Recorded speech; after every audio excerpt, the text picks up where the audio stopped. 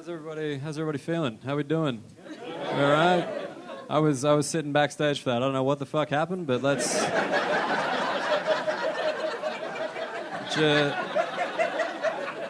just like Christmas every year, let's forget about it. Let's just fucking move, just straightforward.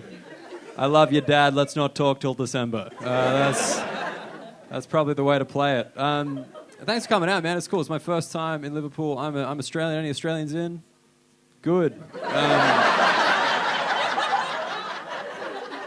That's why I left. Not a lot of people from Liverpool in Australia. Let's fucking see. Let's see if this will stick. No, man, it's cool. I just moved over here to the UK. I've liked it so far. The only thing I haven't liked is the flight over. I'm actually very afraid of flying. Is anyone here afraid of flying? Like 6 people. Yeah. That's what I figured out, man. No one's afraid of flying anymore. It's just me, them, and the people who clap when the plane lands. That's it.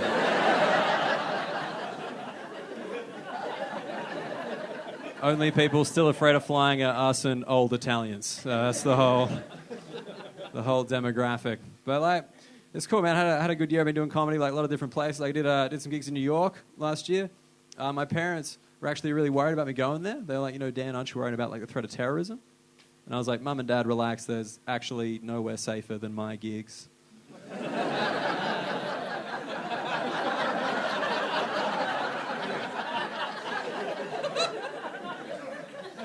And they were like, what do you mean? And I'm like, well, terrorists are generally after a landmark or a body count, so I'll be fine.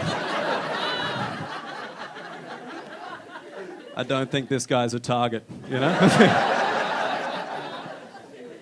think it's going to be fine,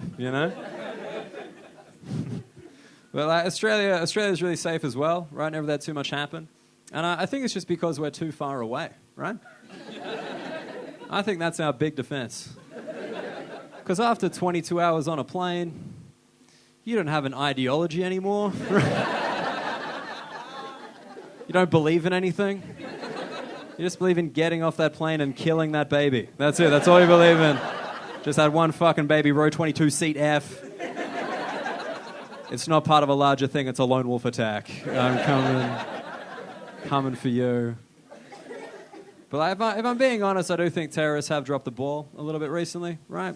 Because like, if you look at 9/11, that was some crazy shit, right? To be a terrorist back then, you had to have a skill set, Yeah. You had to be able to hijack a plane, then fly it a long way into a very skinny building. These days, it's not like that, right?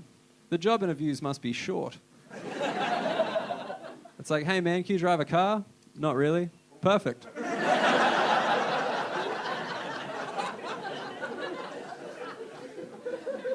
That's actually everything we're looking for right now. I don't know, man. I've been doing a lot of gigs in like country Australia, and like you learn things about yourself in country Australia, right? Like I figured out when I've had too much to drink, and it's when I argue with the guy at McDonald's. That's when I know that I've crossed a bit of a line, right? Because there are different lines for everybody. Some people, they text their ex. Some people think Evan Demaray is attractive.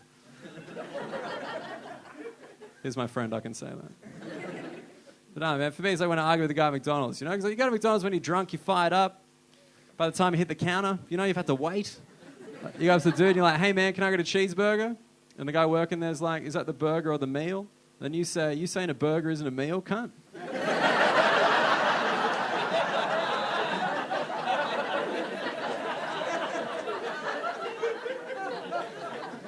That's when you crossed a bit of a line, right? You just swore at a teenager. But like, I probably go to McDonald's too much, right? Like, I know the deals and stuff at McDonald's. Like, we got this deal at McDonald's called the Family Feast, right? For those who don't know, Family Feast, 4 burgers, 4 chips, 4 drinks, $19.95. Shut the fuck up. That's an amazing saving. Don't worry about the currency. It's not important for this joke.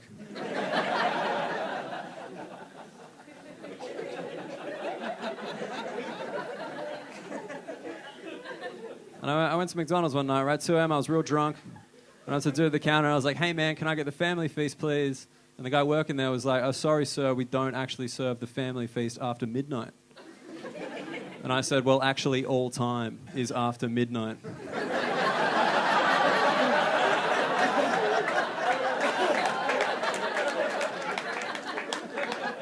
Get me that family feast cunt. And he was like, well, sir, if I'm being technical, we only serve the family feast between 10:30 a.m. and midnight. And I said, well, I think you're discriminating against certain kinds of families. Because, you know, personally, I've got a great family. Single dad, no kids.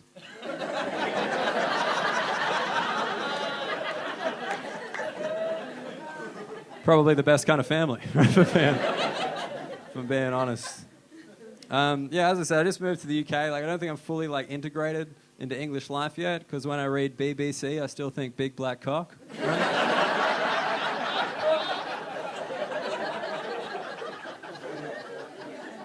Which, in fairness, I've watched more porn than English TV, so... BBC 2, holy shit, there's a sequel.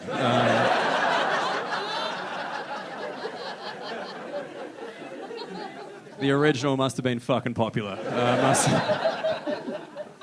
Must have been good. I have actually been watching a lot of interracial porn recently. Because I miss Obama, right? And it's like, guys get protective about the porn they watch, right? Like, I got a friend, he confided in me. It was like, you know, Dan, until I was 21, I would only watch lesbian porn. And I was like, why? He was like, because I was worried about being gay. I was like, good plan, bro. That's definitely how it works. Just like teenage boys gossiping, like, hey man, you hear what happened to Gavin? What? He came while looking at a dick. And he's gay now.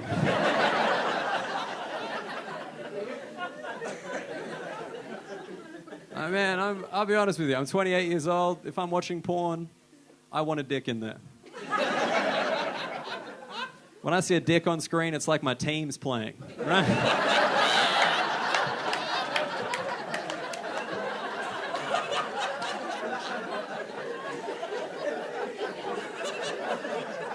I got something to root for, you know? And it's like, guys brag about that shit in such weird ways. Like, I got a friend who's like, you know, Dan, my dick's so big, it actually hurts women. Like, he said that.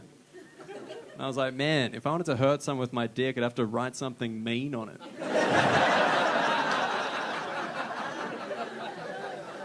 Like, you'll never be president, right?